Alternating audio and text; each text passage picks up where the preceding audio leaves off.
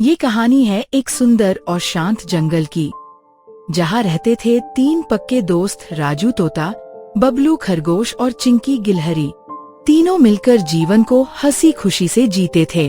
तीनों की दोस्ती मिसाल थी, जैसे तीन रंग, एक इंद्रधनुष।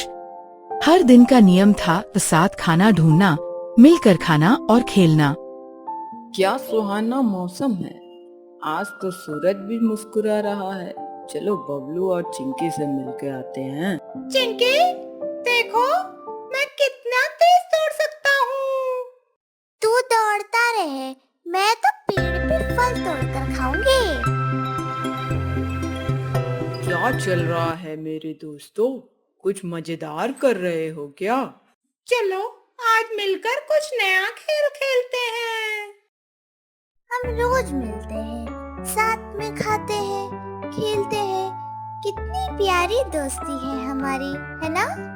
सच कहा, दोस्ती ही तो जीवन का सबसे बड़ा खजाना है। ये तीनों तो रोज कुछ न कुछ इकट्ठा करते हैं। अगर मैं इनसे सब छीन लूं, तो मेरे मजे हो जाएंगे।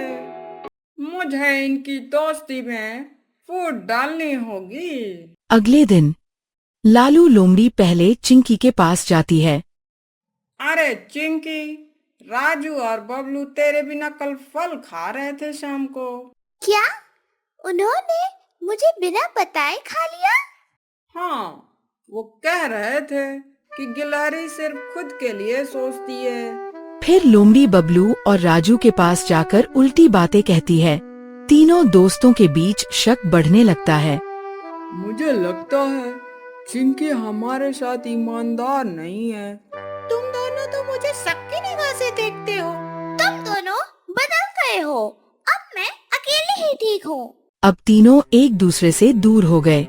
ना साथ खेलना, ना हंसी, सिर्फ सन्नाटा। कितना सन्नाटा है। ना कोई बात करने वाला, ना कोई खेलने वाला। मुझे अपनी गलती का एहसास हो रहा है। क्या हमने बिना सोचे समझे एक दूसरे पर शक कर लिया? शायद कोई हमें अलग करना चाहता है। हमें बात करनी चाहिए थी। तीनों मिलते हैं और अपने मन की बातें कहते हैं। चलो फिर से एक हो जाए।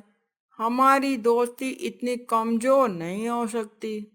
देखो, वो लालू लोमड़ी है। यही हमें तोड़ने वाली थी। अब हम इसको सबक सिखाते हैं। तीनों मिलकर एक जाल बनाते हैं। एक पेड़ के नीचे खाना रख देते हैं। लोमड़ी जैसे ही खाने के पास जाती है, फंस जाती है। बचाओ, मुझे माफ कर दो। हम तुम्हें माफ कर देंगे, लेकिन अब से किसी को नुकसान नहीं पहुंचाओगी। मैंने गलती की, अब मैं अच्छा बनूंगा। लोमड़ी शर्मिंदा हुई और जंगल छोड़कर चली गई। तीनों फिर से साथ थे, अब और भी मजबूत दोस्त।